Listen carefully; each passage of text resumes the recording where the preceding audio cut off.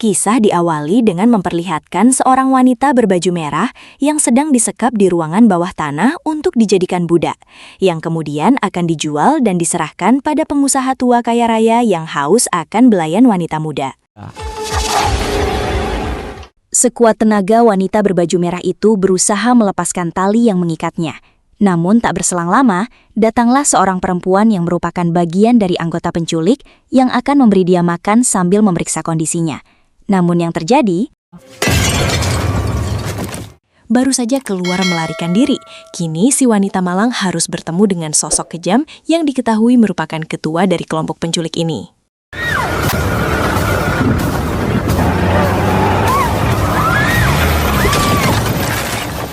Maraknya kasus penculikan wanita muda di pedesaan Tiongkok membuat kepolisian pusat menurunkan beberapa anggota terbaiknya yang dipimpin oleh Kapten Kim demi menyelesaikan kasus yang cukup meresahkan masyarakat saat ini.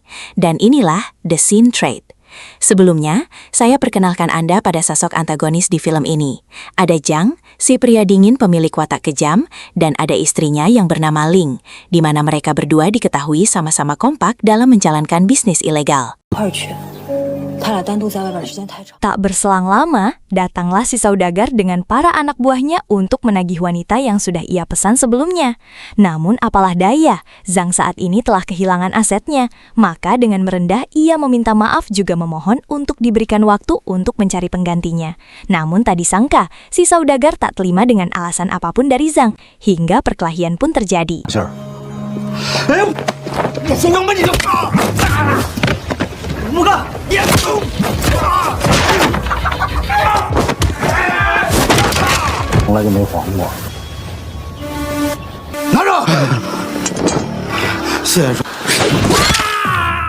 Scene berpindah pada Kapten Kim yang terlihat sedang mendatangi seorang target yang diduga terlibat dalam kasus penculikan. Pada momen ini, sang kapten harus berhadapan dengan orang-orang jahat di tempat perjudian. Dan karena orang yang menjadi target pencarian tidak mau bertindak kooperatif terhadap kepolisian, sehingga terjadilah adu mulut yang panas di antara kedua belah pihak.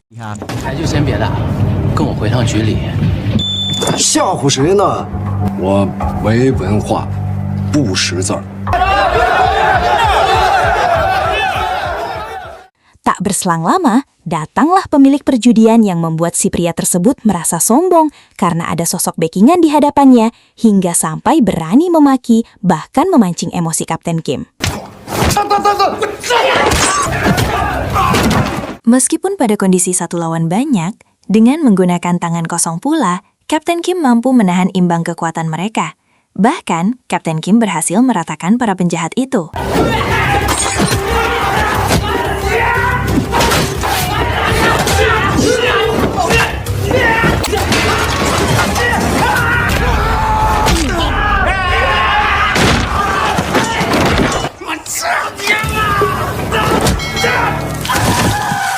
Di saat yang sama, kedua rekan Kapten Kim berhasil menemukan keberadaan wanita korban penculikan itu, hingga sampai berhasil untuk membawanya. Namun tanpa sadar, aksi mereka sedang dipantau oleh sosok Zhang.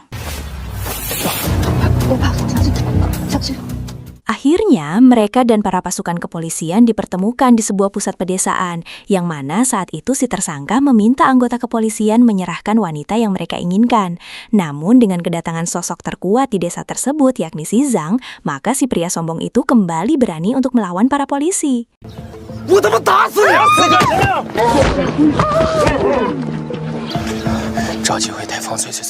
Sebisa mungkin Kapten Kim berusaha menyelamatkan korban berikut rekannya. Namun banyaknya warga yang terlibat karena tidak tahu kronologis kejadiannya membuat para polisi ragu dan akhirnya gagal dalam mengamankan diri masing-masing.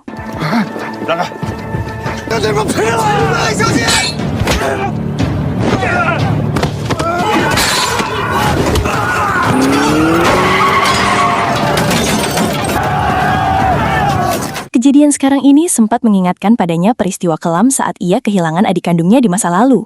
Hingga walaupun dalam keadaan terpojok, sang kapten kembali terpancing emosinya dan mampu memukul mundur semua lawan yang menyerang.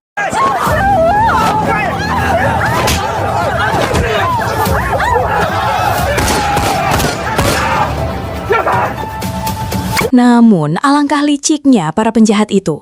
Mereka menggunakan anak si korban untuk membuat wanita itu takluk dan menuruti keinginan si penjahat, yang diketahui oleh si saudagar sendiri.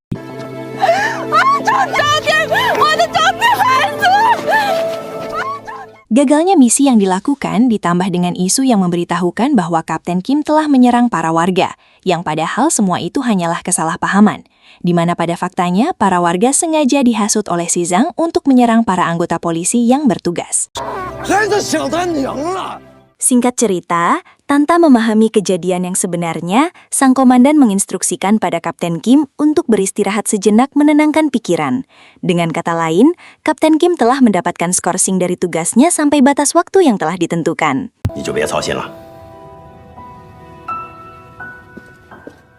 Scene berpindah pada Zhang yang sedang memberikan hukuman pada antek-anteknya, yakni si pria songong, karena terlalu gegabah dan berperilaku sok jago di depan kepolisian, yang mana tindakan itu tentu saja sangatlah beresiko bagi mereka. Kemudian, karena si saudagar belum memberikan sisa uang pembayaran, maka untuk sementara waktu wanita malang dan anaknya kembali disekap.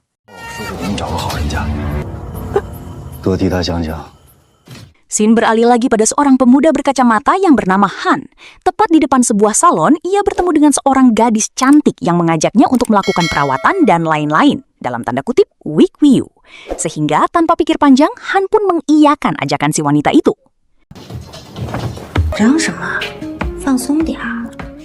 Karena terhipnotis oleh ketampanan si Han, maka si wanita rela dibawa ke rumahnya dengan alasan akan dibayar lebih mahal. Namun tepat saat dalam perjalanan, tiba-tiba...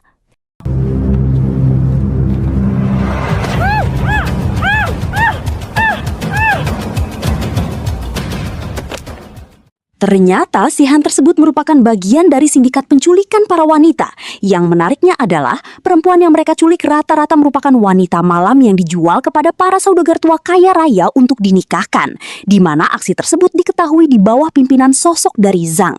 Ketidakadilan terhadap para wanita marak terjadi di Tiongkok saat itu. Contohnya di sebuah klub malam yang mendapati seorang pengunjung tega menyiksa seorang pelayan hanya karena dia tidak mau menuruti dan melayani permintaan aneh-aneh dari si pengunjung itu sendiri. Peristiwa tersebut sampai kepada seorang wanita pemilik bar. Tak terima bawahannya diperlakukan secara semena-mena, maka hal ini yang dia lakukan.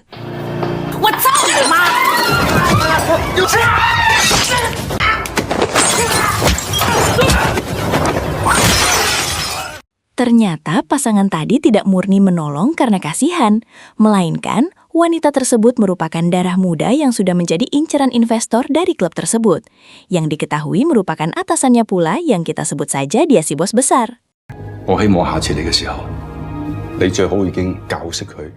Atasan berwatak kejam ini lantas memberikan kesempatan pada si pemilik klub malam dalam rentang waktu 3 hari untuk bisa membuat si gadis sudi melayaninya, karena jika tidak, modal dan saham akan dicabut dari perputaran bisnis ilegal ini.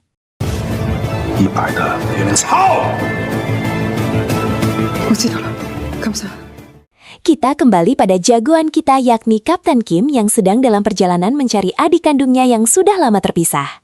Usut punya usut diketahui saudarinya yang dicari berada di desa ini. Sedangkan di tempat lain terlihat Han dengan rekannya sedang berjaga di markas tempat disekapnya para wanita yang akan dijual. Memanfaatkan situasi yang ada, maka si rekan bermaksud melakukan hal seperti ini.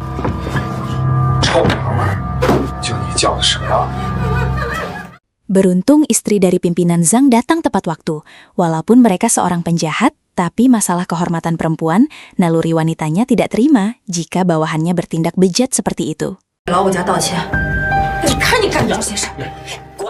Sejenak, kita akan berfokus pada Kapten Kim yang sedang mendatangi sebuah klub malam. Diketahui di sini sedang marak beredar informasi mengenai penjualan para wanita muda terhadap para pria hidung belang. Menurut informasi yang didapatkan, sang adik telah diculik dan dipekerjakan di tempat ini. Sedangkan untuk si Han dan rekannya sekarang ternyata juga sedang berada di kota untuk menikmati suasana malam dan hiburan tanpa batas. Namun, di saat tengah menikmati suasana gemerlap malam di klub tersebut, tiba-tiba muncullah seorang wanita yang terlihat ketakutan. Dan tiada lain dia adalah si pelayan kemarin yang dipaksa untuk melayani si bos besar.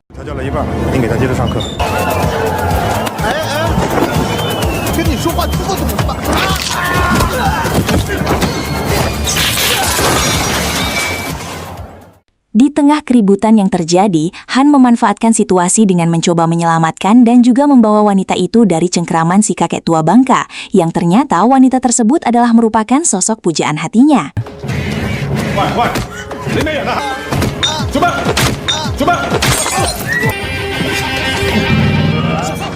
Sedangkan untuk Kapten Kim sendiri, dia masih belum dipertemukan dengan sang adik dan malah harus bertarung melawan para antek-antek pemilik klub malam.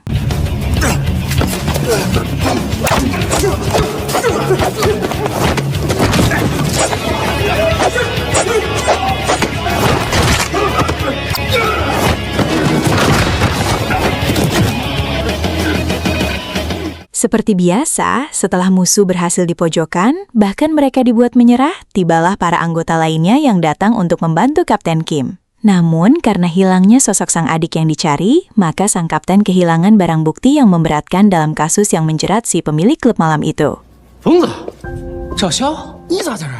Selain diberikan sanksi oleh sang komandan, Kapten Kim kembali dimarahi oleh seniornya karena telah bertindak gegabah. Seharusnya, Kapten Kim menjalani masa skorsing dari sang komandan. Namun saat ini malah berulah di sebuah klub malam tanpa surat perintah dan juga bukti yang ada.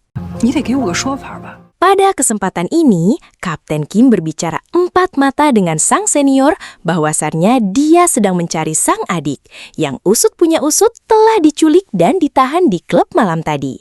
Akan tetapi saat akan bertemu, rupanya ia malah dihadang dan sang adik hilang di bawah orang tak dikenal.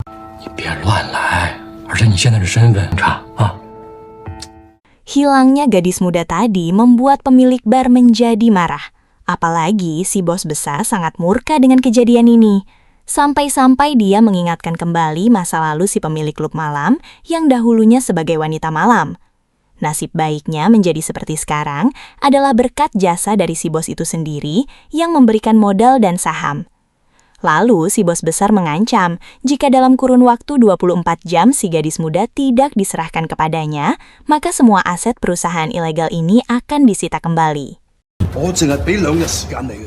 Entah apa yang pria berkacamata ini pikirkan. Saking ingin menyelamatkan gadis pujaannya, ia malah nekat membawa si gadis muda ke tempat yang sama-sama berbahaya. Bedanya, tempat ini menjual wanita pada para saudagar tua kaya raya di desa untuk dinikahi. Sedangkan untuk bar di kota tadi, menjual para wanita kepada pria hidung belang. Dan benar saja, saat akan mengantarkan pulang gadis pujaannya tersebut, tiba-tiba. Sedangkan di kantor polisi itu sendiri, mereka melakukan rapat terbatas untuk melakukan investigasi dan pencarian untuk para gadis yang hilang, terutama yang terjadi pada adik Kapten Kim. Dengan adanya gadis muda baru, tentu saja membuat istri si Jang senang dan bermaksud akan menjualnya kepada para saudagar dengan harga yang pasti akan tinggi.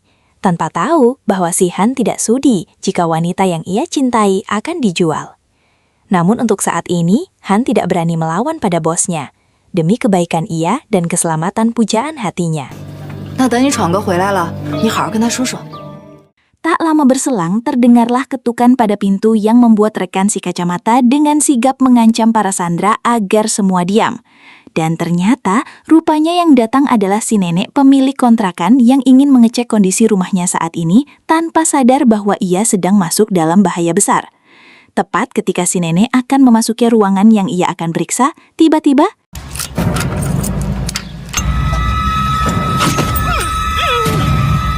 sungguh malang, wanita yang disiksa ternyata sedang mengalami demam. Diketahui jika adik sang kapten ini merupakan seorang sarjana kedokteran, maka jika diizinkan, ia bisa melakukan penanganan pertama. Bahkan meminta pada istri si Zhang untuk membawakannya sebaskom air dingin berikut kain lapnya. Singkat cerita, saat istri si Zhang akan membersihkan luka pada Sandra yang tergeletak lemas, namun tak disangka malah inilah yang terjadi.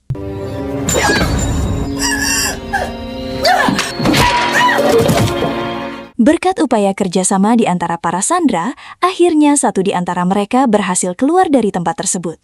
Namun naas, para sandera harus kembali menghadapi bahaya. Termasuk wanita malang yang kabur tadi harus kembali tertangkap oleh si Zhang.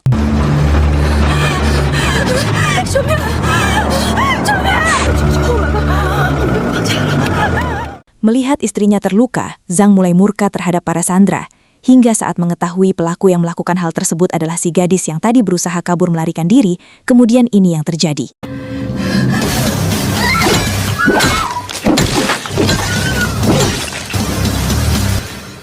Scene berpindah pada Kapten Kim yang tak pernah berhenti untuk mencari keberadaan adik kandungnya yang memang sudah lama terpisah sejak kecil. Maka sesulit apapun dan serumit apapun petunjuk yang ia dapat, tak sedikit pun terlintas dalam benaknya untuk menyerah. Ya, 没问题。啊。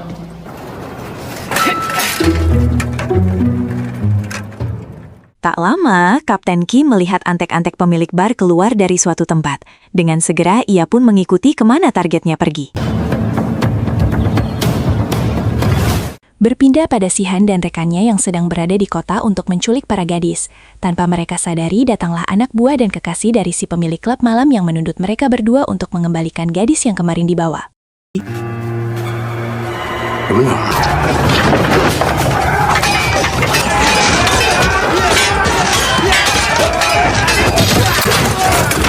Saat mereka berdua terpojok, datanglah Kapten Kim menolongnya, sembari menanyakan pada si pria berkacamata di mana posisi adiknya sekarang. Namun tepat di saat akan pergi, mereka dihadang lagi, dan perkelahian pun terjadi.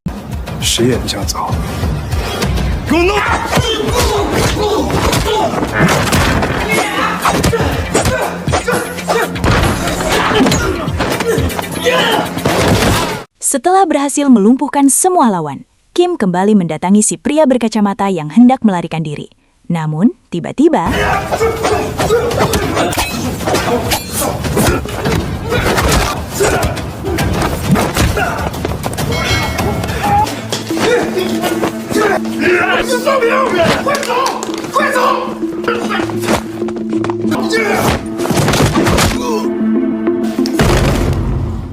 Saat si penjahat akan menghabisi sang kapten, keberuntungan masih berpihak padanya. Di waktu yang tepat, para polisi lainnya datang hingga membuat para penjahat langsung melarikan diri membawa salah satu anak buah dari si penculik Zhang, yakni rekan Sihan itu sendiri. Saat tersadar, Kapten Kim teringat akan pager atau handphone jadul milik si pria berkacamata yang telah terjatuh. Dengan alat komunikasi tersebut, diharapkan akan membuka pintu informasi yang selanjutnya.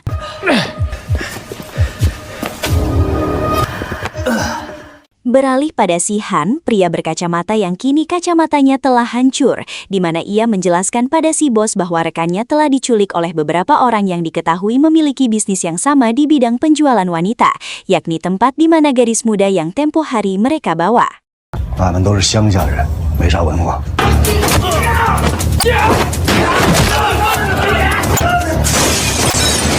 Tak terima bawahannya disiksa dan diperlakukan tidak manusiawi. Walaupun dia seorang penjahat, namun rasa solidaritasnya tetaplah tinggi. Sehingga tanpa pikir panjang, dia kembali membrutal dengan mengacak-acak tempat klub malam milik si wanita.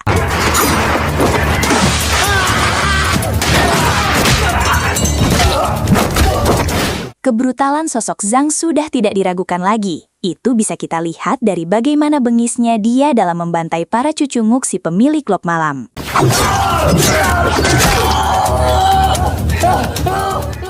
Tak henti-hentinya adegan baku hantam, hingga kini tibalah pertarungan antara pentolan para pemimpin penculik yang kebrutalannya akan segera kita saksikan.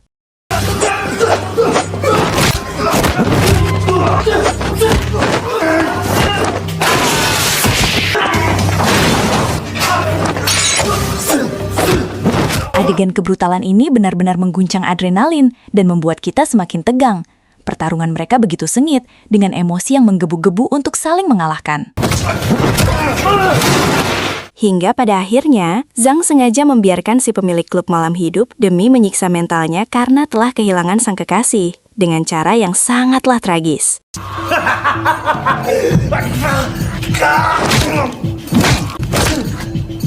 Belum berhenti dari masalah tadi, kini si pemilik klub malam harus mendapat tekanan kembali dari si bos besar. Sehingga dengan penuh segala kekacauan dalam hidup, maka dengan penuh amarah ia melakukan hal yang tak terduga. Beberapa menit setelah kejadian, barulah para polisi datang dan berhasil menangkap si pemilik klub malam tersebut. Kembali pada Han yang telah berhasil membius istri dari si Zhang untuk kemudian lekas menghubungi Kim menggunakan pager guna memberitahu lokasi kemana para gadis akan dibawa dan dijual oleh si Zhang.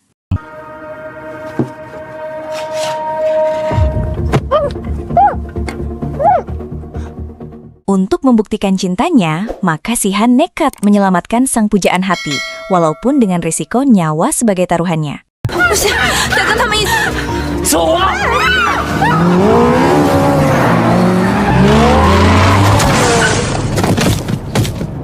Di tengah perjalanan, si Zhang lokasinya mulai terlacak berkat informasi yang diberikan oleh si Han terhadap Kapten Kim, sehingga adegan kejar-kejaran pun terjadi.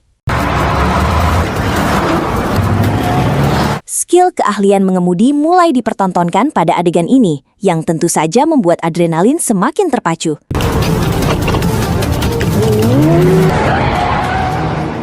Akibat saling membenturkan kendaraan satu sama lain, membuat keseimbangan berkendara di antara mereka menjadi oleng dan semakin sulit dikendalikan.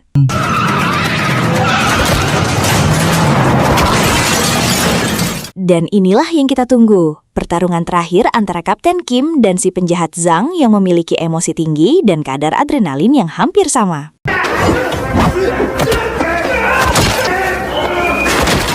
Sepintas terlihat bahwa Zhang sangat berambisi untuk menghabisi sang kapten.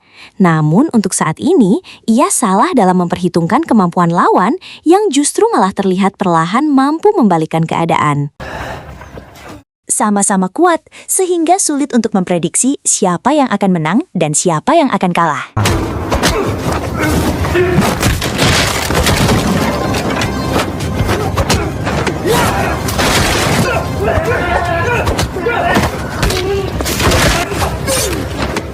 Akhirnya, Kapten Kim menggunakan tendangan tanpa bayangan yang ia pelajari dahulu di film Jet Li, sehingga dapat dipastikan membuat musuh tumbang dan tak berdaya.